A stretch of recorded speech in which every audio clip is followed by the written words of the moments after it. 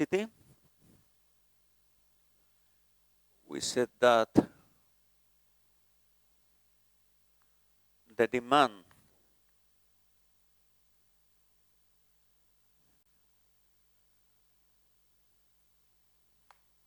is cyclically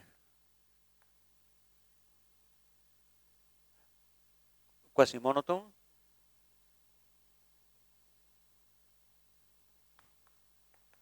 Means when you have P1, Pk, price vectors, and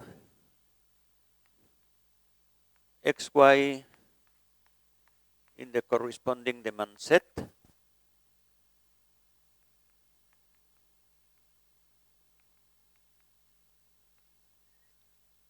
then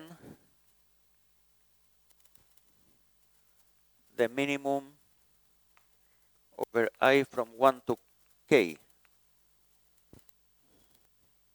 of Pi xi minus xi plus 1 is less than or equal to 0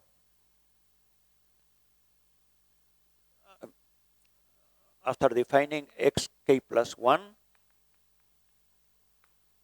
equal to x1. This is a definition. But now we are going to prove very easily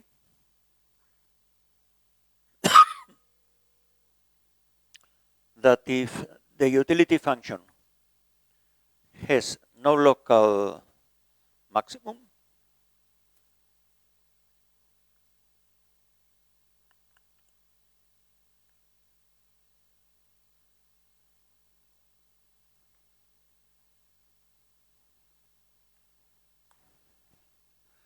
then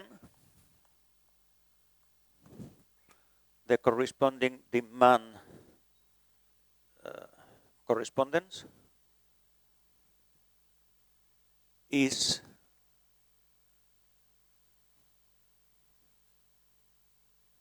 cyclically quasi-monotone.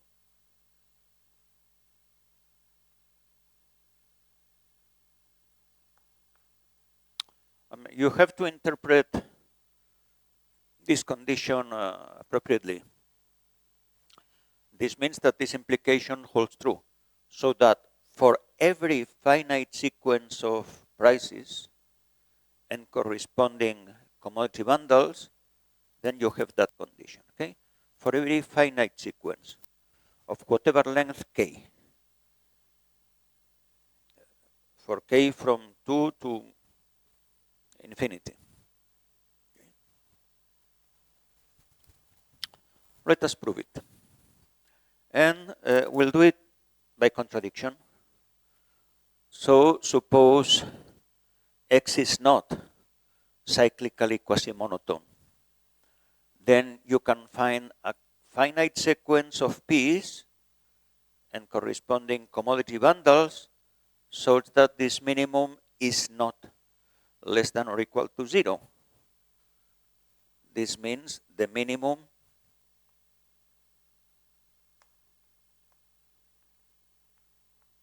of Pi xi minus xi plus 1 is strictly positive. And the minimum being strictly positive means that each individual term in this minimum is strictly positive.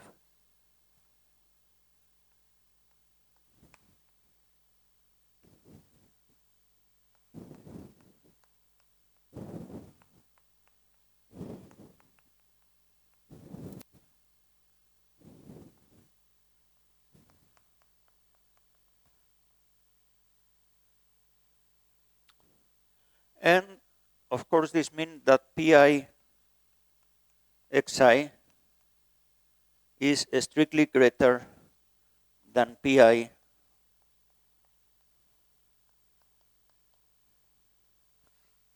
xi plus 1. And now I claim that Pixi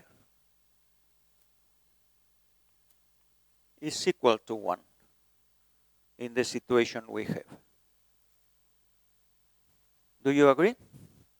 Do you see any reason why Pixi should be exactly equal to 1? We only have one assumption, that U has no local maximum. It must be a consequence of this assumption. And it is. Because what is Xi? Xi is an optimal solution to the maximization problem Pix subject to U of X subject to Pix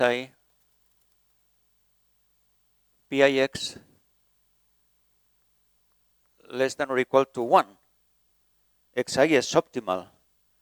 If at the optimal point we had a strict inequality, if we had Pixi strictly less than 1, then we would have a local maximum, because this open half space defines an open set. Well, open relative to our space, R plus n. We are in R plus n, okay? So we are considering openness in the non-negative orthont. We cannot have a maximum, a local maximum, cannot have a maximum on an open set. This is a local maximum. Do you agree? Well, and then that's it. Because this says that Xi plus 1 satisfies the budget constraint corresponding to Pi strictly. Then it cannot be optimal for Pi, as we have just seen. Every optimal solution, Xi for instance, satisfies the constraint with equality. Xi plus 1 satisfies the constraint. This is less than 1, but not with equality. So it cannot be optimal. So it's strictly worse than the optimal one.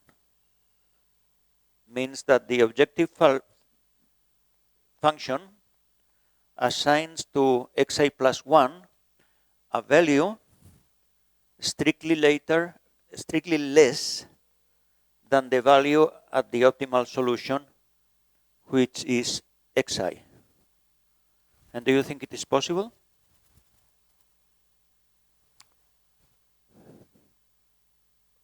For I equal to 1 to k? Not, because 8k plus 1 is equal to x1. Okay? So we have u of x1 greater than u of x2, u of x2 greater than u of x3, and so on and so forth, until we arrive at u of xk, which is strictly less than u of xk plus 1. But xk plus 1 is x1. So we have a cycle of strict inequalities, which is impossible. You see, a very simple condition, which is quite realistic, that there is no local maximum. For instance, this happens if u is strictly increasing. You increase x, and u of x strictly increases. This means this cannot be optimal, because you can increase, still satisfying the budget constraint, and u would increase. So there is no local maximum. Okay? So this is a simple situation. So let's say cyclic quasi-monotonicity, very easy to obtain. But non-monotonicity. Let us see as the examples. Well, I'm lazy to look for the expression we found for the Cobb-Douglas functions, and I don't remember. But believe me that for the Cope-Douglas function, if you increase the price of one good and keep the other prices equal, then the demand for that good will decrease. Look at the expression. If you want, I can look for the expression. For Leontief, I can do it because I remember, it's very easy. The optimal, the demand under prices P was 1 over PA times A. So if one PI increases and the other prices become the same, this increases, then Xi of P decreases. Not only Xi of P, everything else decreases. Okay? If your utility function is Leontief, and tomorrow the price of just one of the ingredients increases, you will buy less of that ingredient, but also of every other ingredient, because you only care on the proportion. So you would not keep buying, let's say, the same as yesterday, because then there will be too much, because the one which you are forced to buy less makes a restriction on the amount of the food you can produce. This, agreeing with your intuition that a decent demand should be monotone. But it's not the case, and I was meditating, how do you have this strong faith on monotonicity of demand? And then I reach a conclusion. You are a millionaire. Okay, that's the only possibility. You don't care about money. If you are not a millionaire, I will give you a very easy example. I will give you two examples, which are essentially the same, but one without mathematics, and the other with mathematics. I prefer the other because I invented the utility function. So one, how much money you spend every day in food? I don't know, suppose 500 rupees or 1 rupee. Doesn't matter. You cannot afford 1 rupee more. Okay? Then, there are two goods available. In economics textbooks, those goods are classically potatoes, and they refer to island, potatoes and meat. But this is not a nice example to give here, because many Indians are vegetarian. And by the way, I love the vegetarian Indian food. So let's replace meat with, I don't know what, mango. Okay? A very delicious fruit. Then your food reduces to potatoes and mango. You like mango. Potatoes, well, you can eat, but you don't get any pleasure out of eating potatoes. So if you are not a millionaire, as you are, then you would eat only mango. Okay? But mango is too expensive. It's more expensive than potatoes, I suppose. Is it? So you cannot live just on mango. You have to eat some potatoes too. So you spend your money on mango as much as possible, and then potatoes until you spend your rupee. Tomorrow, potatoes have increased their price. The price of the mango is, so potato is now more expensive, but still cheaper than mango. You cannot continue with the same regime of yesterday, because then you would exceed your budget constraint. So you have to change. And there are only two possibilities. Either you eat more mango and less potatoes, or more potatoes and less mango. Do you think you can eat more potatoes and less mango, more mango and less potatoes? No, because mango is still more expensive. So you are forced to eat less mango and more potatoes. Are you now convinced? Of course, because the budget constraint plays a role. If there is no budget constraint, no. So this is well known to economists and very easy.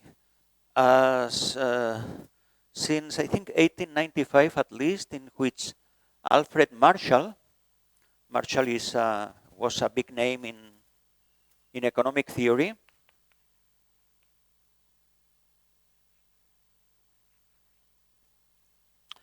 In his in one of his books, wrote not these examples with potatoes and meat, but after having observed how people travel in those times in Holland, in the Netherlands, he said to make long trips, you have two possibilities in those times, by train or by boat. Train is faster, but boat is cheaper. So they combine part of the trip by boat, part of the trip by train, trying to go by train as much of the trip as possible. But then he observed that when the prices of boat tickets increased, people was using the boats for longer trajects. It's the same. Now I'll give you, but of course, this depends on your preferences. In the case of potato, and if your preferences are not to starve, then you have to behave as I have mentioned. But in particular, this means that your preferences are not Cobb Douglas or are not Leontiev. They are different. Can you produce a reasonable utility function showing this phenomenon? By the way, let me introduce some little terminology. Goods like potatoes in this example are called inferior goods. Mango would be a normal good. They are also called Giffen goods.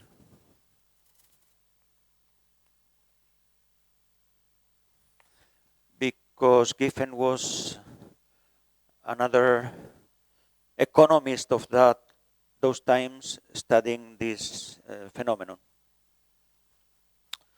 Okay? So, but then, as I said, this depends on your preferences. If your preferences are Cobb Douglas, you have monotonicity. If your preferences are Leontiev, you have monotonicity. But if your preferences are, as in the potato mango example, then you don't have monotonicity. The law of demand does not hold. Now I was thinking, okay, that's very nice, but I want to construct a simple and reasonable utility function for which is not monotone. And I invented the following one, which has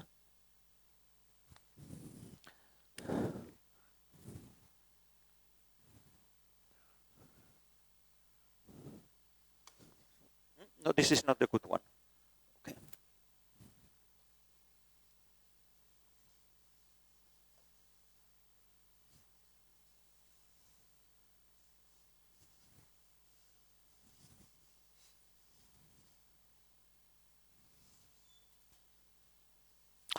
This lack of monotonicity didn't happen in producer theory, because in producer theory there were no budget constraints.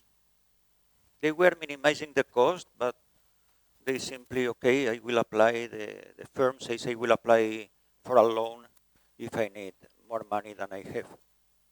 So there is no budget constraint. Well, the example is the following.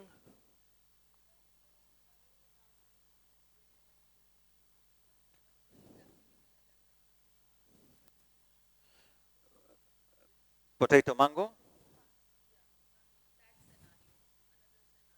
I suppose there are, but I don't know.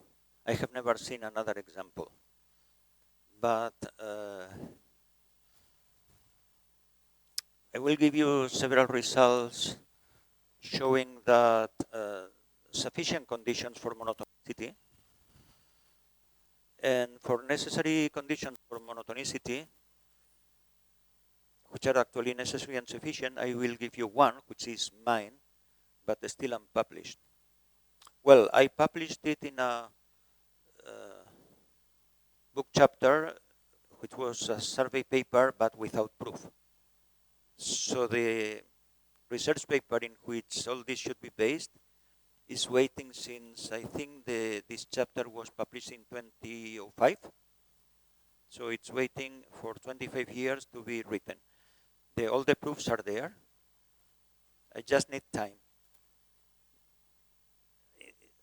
In the meantime, I have written many papers, other papers for many other reasons, but this one is in the queue. One of the reasons is that my co-author for that paper is not pushy. So I give preference to the others who are. Okay. In fact, I am committed to write 2 joint papers with him. This one, but waiting since 2007, is a famous economist, John Kua. He's originally from Singapore, obtained his PhD in Berkeley. At the time we started to collaborate in 2000, he was in Oxford. And now I think he's, however, somewhere in the US, but I don't remember where he went. I can search the web. John Kua. There are 2 Kuas, economists, both quite good. This one is John K.H., and the other top economist is, I think, David. I never met him. D is the initial. So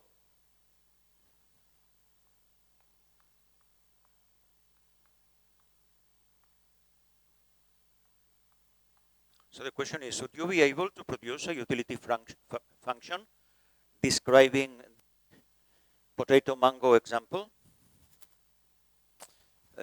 Well, this one I have invented more or less than this. So there are these 2 goods, and u of x1,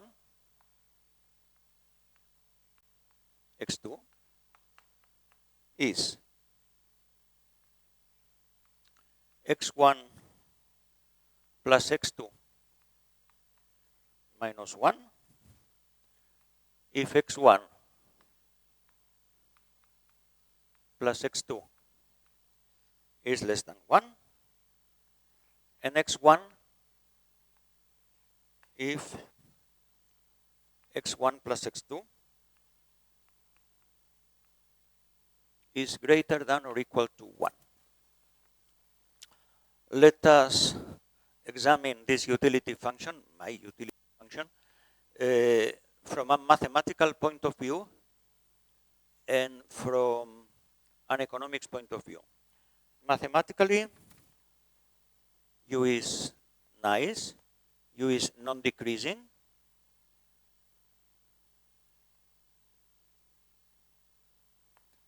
If you compare 2 points here, it's clear that if x1, x2 increases, then this increases. If you compare 2 points here, it's clear, the same it's clear too, because you only care of x1. Well, if x1 remains the same and x2 increases, it takes the same value, okay? But anyway, it exhibits this non-decreasing behavior. If you are moving from this zone to that zone, then you are moving for a zone in which utility is negative to a zone in which utility is positive. So you are improving. U is increasing. And if x1, x2 is taking higher values, you can only be moving from here to here, not in the opposite direction. because x1 plus x2 increases if x1 and x2 increase. Okay, so do you agree that this utility function is non-decreasing? But it's also quasi-concave. Sorry, it is not continuous, as you see, but it is upper semi-continuous.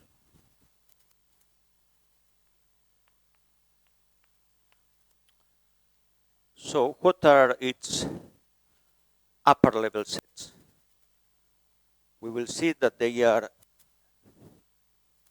convex and closed. This is the meaning of quasi-concavity and upper semi-continuity. Fixed and negative level. Or first, easier first a positive, a level alpha greater than or equal to 0. Then u of x1, x2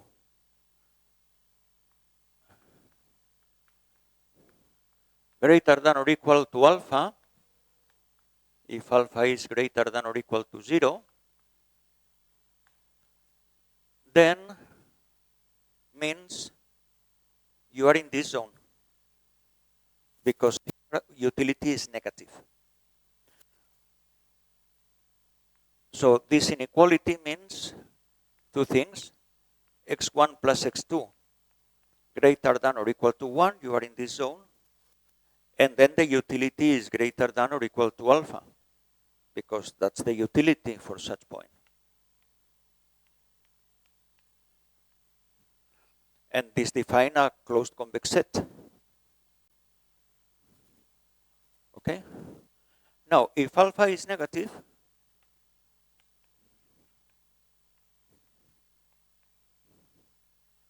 then u of x1, x2 greater than or equal to alpha, then you may be in this zone or in that zone. So this means that either you are in the first zone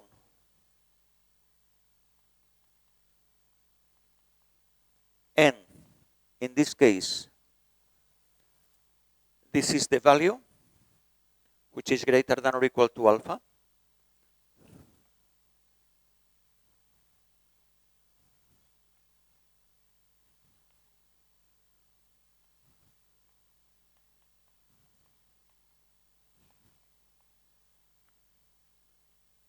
Okay? And or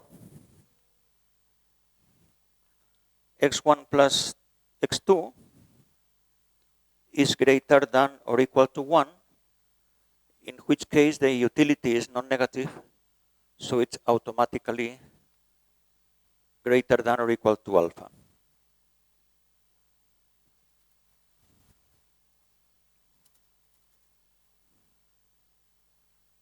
But this condition implies this one. No, the other way around. This condition implies this one because this is greater than or equal to 1 plus alpha, and alpha is negative. So in this case, this condition of belonging to the upper level set simply means x1 plus x2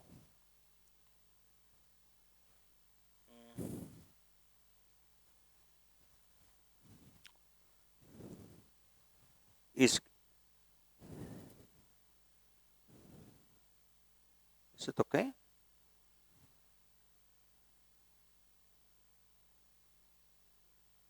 No. This is the upper level set in this case. Let us see. If we are in this level set, then either we have plus alpha. Either we have this, or we have that. But then we also have this, because 1 is larger than 1 plus alpha. Conversely, if x1 plus x2 satisfies this inequality, we have to see that x1 and x2 is in the upper level set. There are two cases. It may be x1 plus x2 less than 1 or x1 plus x2 greater than or equal to 1. But, so, in the first case,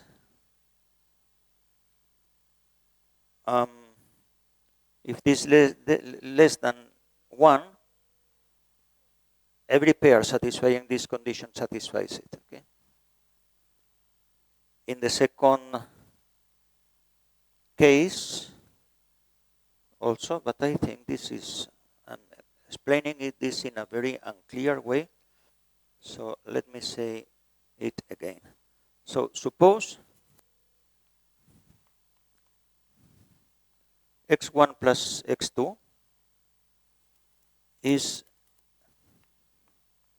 greater than or equal to 1 plus alpha.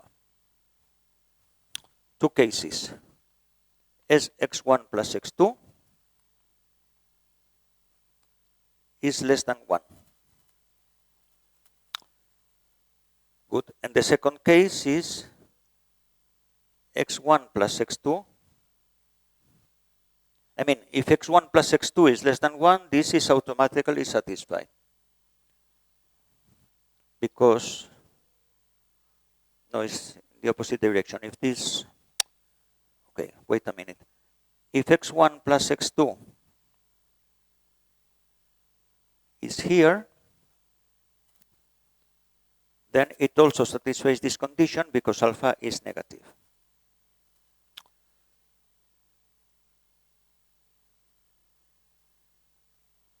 So the conclusion is that in any case, u of x1, x2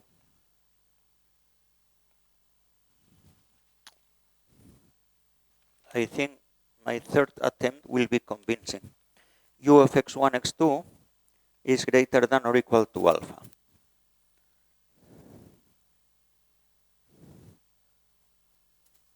If this condition is, let's proceed in an ordered way.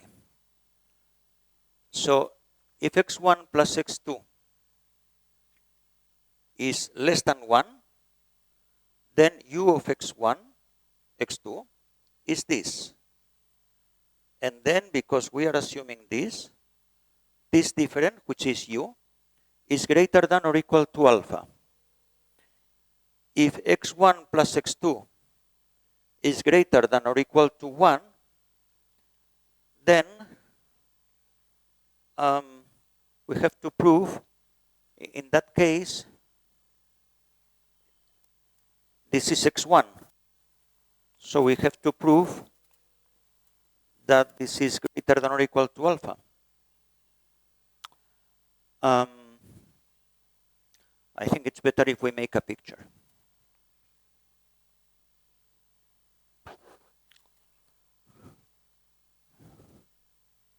So let's x1, x2 equal 1 be this line.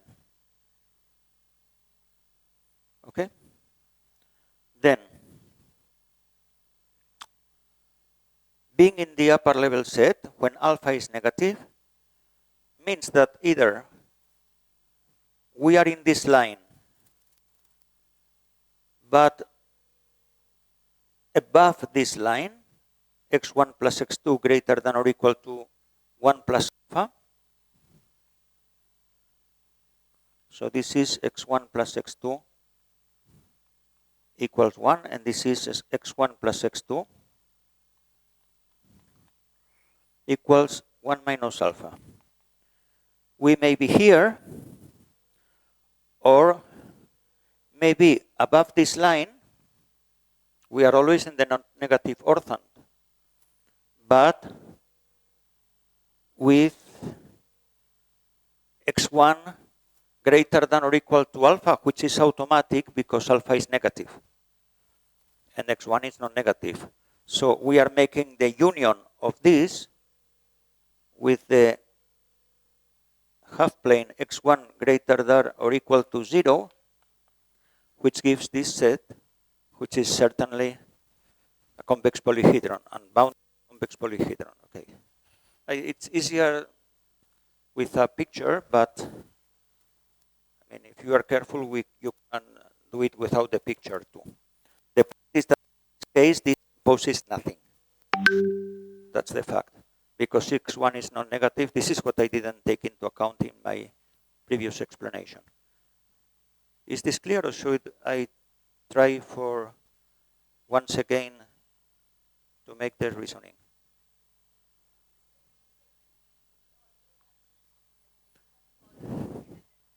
We are having troubles only when alpha is negative. Yes. So this condition doesn't impose anything on x1, x2 in that case.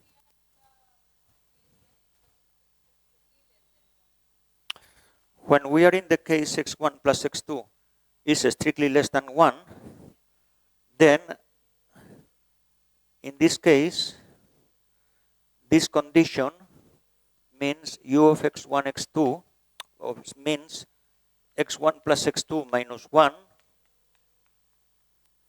greater than or equal to alpha.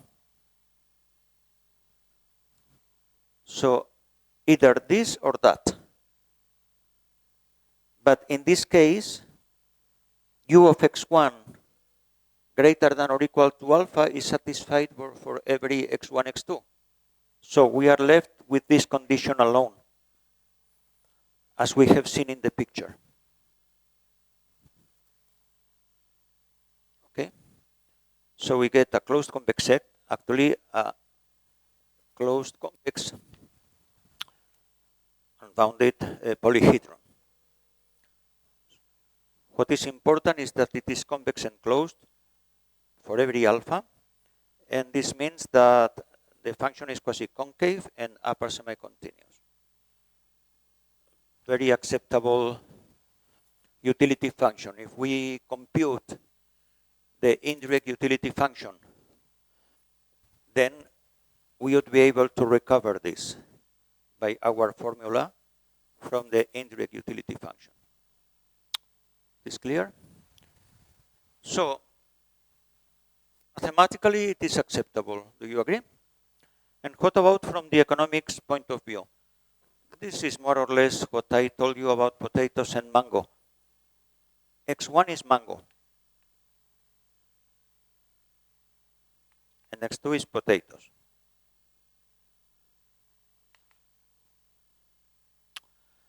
And my doctor told me that I have to eat 1 kilo of whatever food.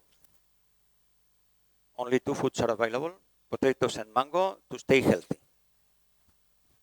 But I only like mango. If the total amount of what I eat is too little, is less than 1 kilo, I don't feel well. So I get a negative utility, which is equal to my eating deficit.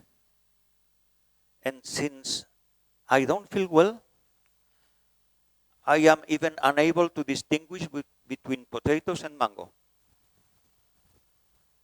Yeah. So this is why in this case, my utility does not distinguish. There is symmetry between x1 and x2. Okay? But as long as I am eating enough, I am enjoying mango. My utility is the amount of mango that I am eating. This doesn't mean that potatoes are useless to me. Potatoes allow me to be in this zone rather than in that one. Okay, but this reflects reasonable preferences. So when I am eating very little, I prefer to eat more than eating less. When I am eating enough, I prefer to eat more mango than eating less. And I prefer to eat more than to eat less. I mean, I prefer to be in this zone to be in that one, because here I have positive utility, not negative, and here I have negative utility. So is the utility function I invented acceptable from an economics point of view too? Do you accept it mathematically and economically? Or you have any objection?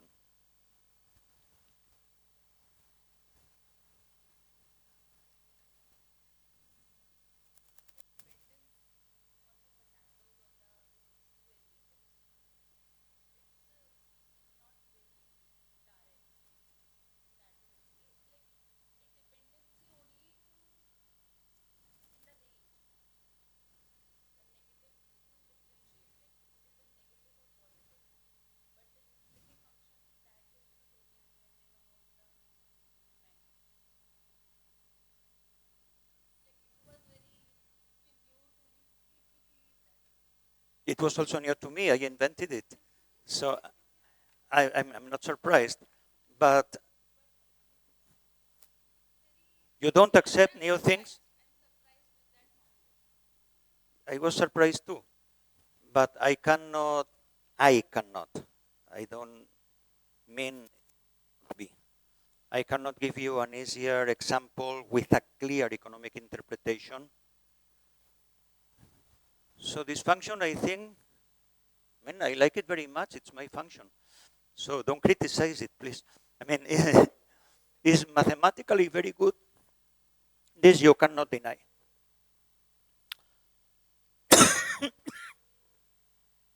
And economically, it has this interpretation. I insist. If I'm not eating enough, I feel so bad that I only care of how much, what is my eating deficit. And this is the eating deficit. And in that situation, when I feel so bad, potatoes and mangoes for me are the same. I cannot distinguish between them. Now, if I am eating enough, then my utility, X2, potatoes play a role because they allow me to be here rather than there. But the actual utility I derive is from the amount of mango I'm eating.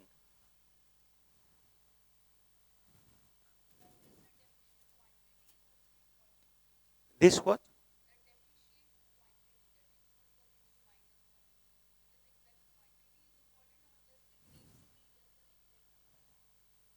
I don't know. You can try.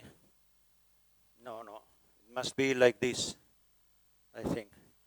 But okay, no, I'm not just saying, just look, I have found a function that can be interpreted to express the potato mango example.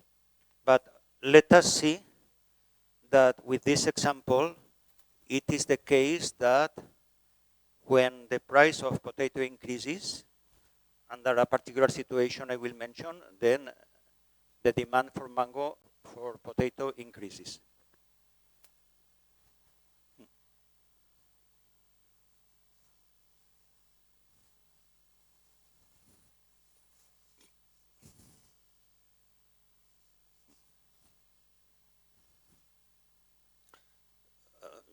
You can produce, if you want, differentiable utility functions satisfying this, but I don't have an economic interpretation for them.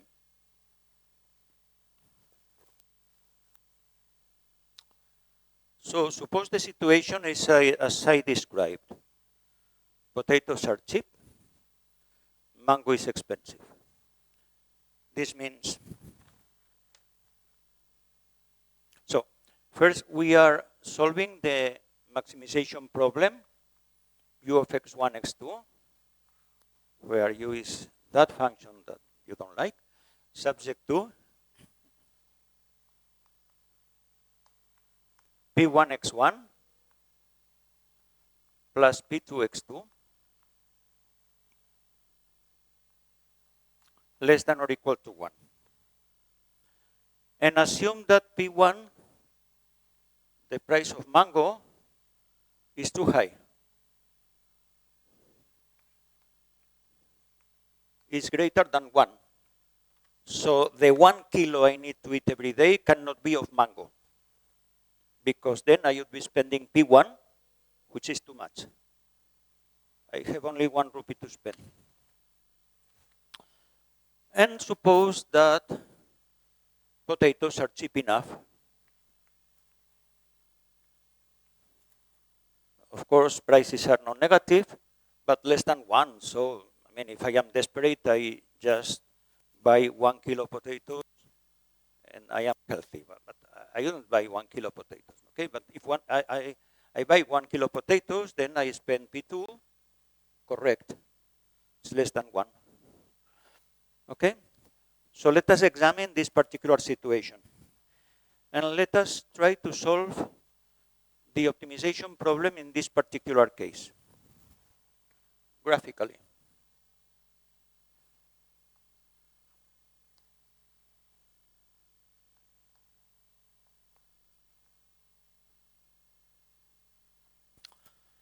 So this is the line that separates these two zones. We want to be on the right of that line because it's where the utility is non-negative. But now let's represent the constraint. This is a half plane. How should I represent its boundary? Since P1 is greater than 1, 1 over P1 is less than 1. Somewhere here. If, since P2 is smaller than 1, 1 over P2 is greater than 1, so is somewhere here. So this one is the line P1x1 plus P2x2 equals 0, equal 1, sorry. Okay? It takes the value 1 at the points 1 over P1, 0, and 0, 1 over P2. That's the line. And we have to be below this line. Okay? So the feasible set, this is the feasible set. Okay.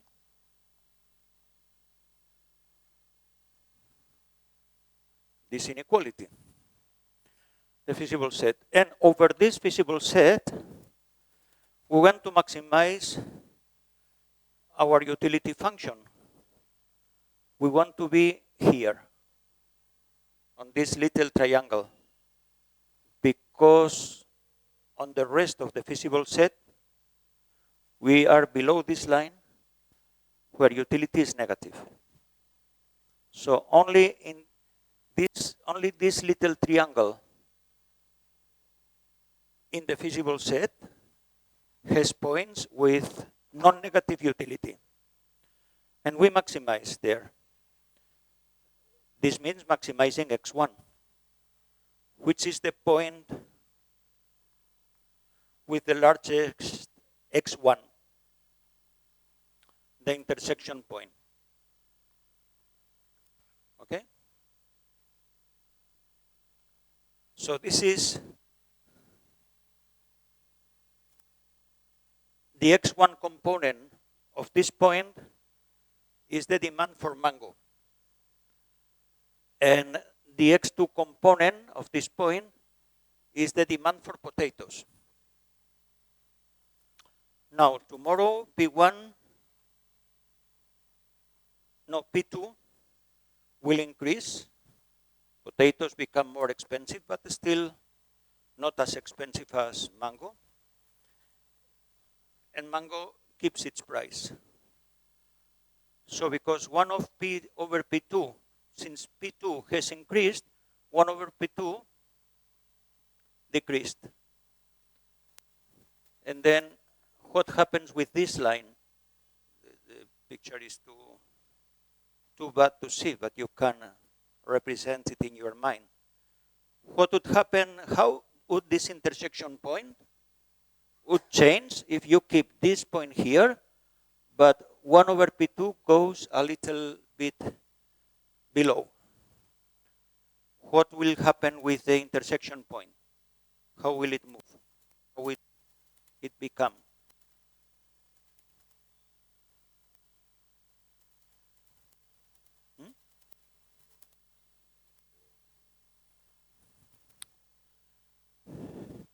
The intersection point is always on this line. It will come higher.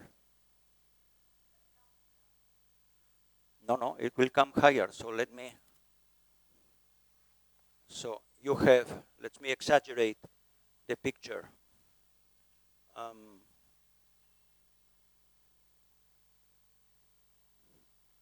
This point is coming down. And then we are joining it with 1 over P1. The picture is terrible, but good enough to tell me that the point is now higher. And its height is the demand for potatoes. But if this graphical argument does not convince you, I'm not surprised because the picture is horrible, but then find the intersection point, solving a very simple system of linear equations. Okay, so you have to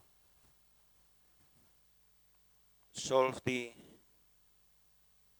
equation x1 plus x2 equal 1, p1 x1 plus p2 x2 equal 1. And the solution is x1 equal to 1 minus p2, p1 minus p2, and x2 equal to p1 minus 1 by 1 minus p2.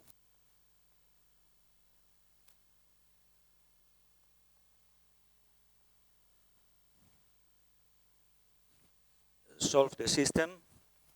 This is the solution, or check that it is the solution. Then we are interested in x2, which is the demand for potatoes.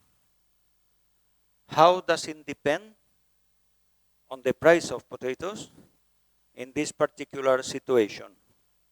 The price of potatoes appears only here. So if it increases, but still is below P1, so this decreases, but this is in the denominator. Denominator is positive because mango is expensive. P1 is greater than 1. Okay, so x2 depends in an increasing way on P2. So P2 increased, x2 increased.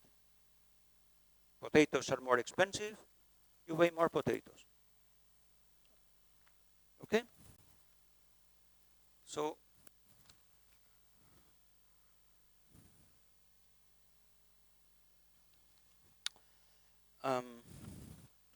I hope I have succeeded to convince you that the law of demand is not always satisfied, not in artificial situations. Okay? Now, there is a way for but this depends on the utility functions. I mean, it was not easy to me to invent this utility function. I had to think. And if you have Cobb-Douglas, no problem, monotone. If you have Leontiev, no problem, monotone. So it depends on your preferences. Okay. In this case, your preference is not to starve. Quite reasonable preferences. Then, but now the point is, for which utility functions does the law of demand hold? So for which utility functions the corresponding demand mapping is monotone in our sense. The classical result, I will tell you some other day, is the so-called Midyushin-Polterovich conditions. Midyushin-Polterovich were or are two Russian economists or mathematicians or mathematical economists who published this result in Russian, but there are translations into English, in 1978. I'm not going to mention this result now, but I will tell you. But this is, in my opinion, quite unsatisfactory for the reasons I will tell you when I show you the result. Okay? In particular, it uses that the utility function is concave. This is meaningless. Quasi-concavity is meaningful for a utility function, but concavity, no. But I will comment more about this. And that it is of class C2. Well, and other assumptions, which I don't like very much, and also that they are sufficient but not necessary and sufficient. In the book by Mascolell, Winston, and Green, Microeconomic Theory, 1995, these conditions are stated as an exercise. Probably the students of economics are very clever and can solve such difficult exercise. I can't. Okay, but yeah, I remember now where I found the translation. No, it was not a translation. It was probably a new proof of those conditions in an appendix of one book by Hildenbrand. I found a clear proof, and then I was able to, I wouldn't be able to produce such a proof, but I was able to modify that proof to make the condition necessary and sufficient. Still unpublished. But still, C2, what about removing C2? Because it happens like, it's a similar situation as I told you when we discussed about Weierstrass theorem. I said, look, on one hand, you have topology. On the other hand, you have just a global minimum. There is no topology in the conclusion. What does it mean? That the topology is not essential, it's just a tool. So then you are free to use the topology. Similarly, it happens here. In the conclusion that the demand is monotone, it's just an algebraic condition. Do you see any differentiability in the demand, in the definition of the demands correspondent, the demand function? No. Then we should be able to, theoretically at least, to find algebraic necessary and sufficient conditions for monotonicity, not involving any differentiability at all. I was trying for a while, but I didn't succeed.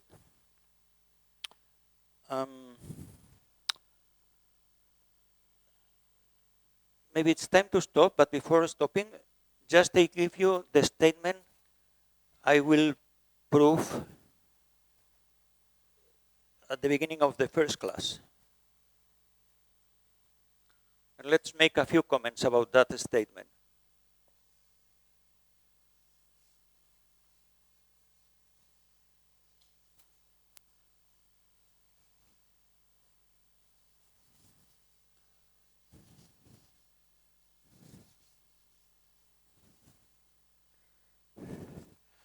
This is, when I was interested in this problem, some 25 years ago, 99, 2000,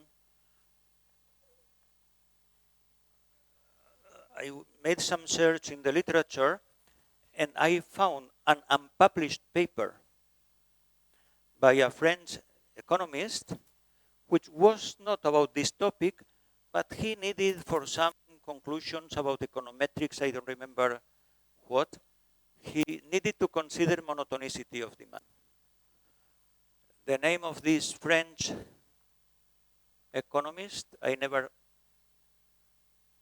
met him, is or was Millerand. Then I found a statement which I liked. I looked at the proof, I looked at the assumptions, and I think the assumptions can be weakened and the proof can be simplified. But it was his idea. Again, I am unable to produce what he produced, but I am able to refine what he did. Okay? His result, you'll tell me if you like it or not. There are reasons for liking it and reasons for disliking it.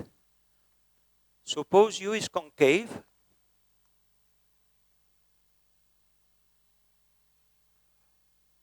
and has no maximum. Okay? Has no maximum. I don't need to specify if I mean local maximum or global maximum because such a distinction does not exist for concave functions. So U concave has no maximum and V convex. The indirect utility function happens to be convex. Then X is monotone.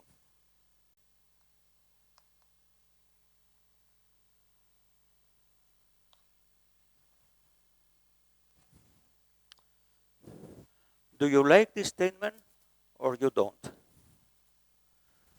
Reason for liking it, it's very clean. Concave, concave, well, no maximum. Easy to remember. Reasons for disliking it.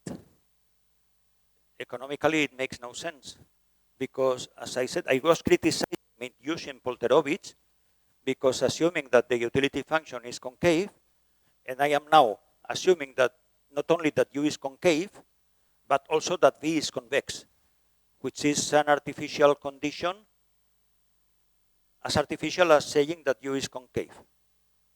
Well, okay, this is a result, and this will inspire us a lot of things, which I will tell you.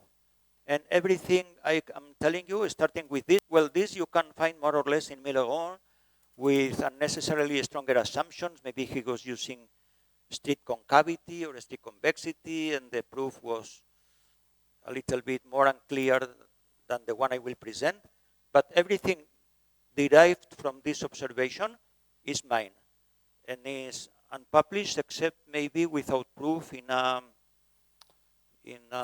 chapter in the Handbook of Convexity and Monotonicity. Try to prove it. I stop here following my technique of interrupting at a very exciting moment, because I'll tell you that this proof is just a couple of lines. Try to do it. Okay? I will do it tomorrow at 10.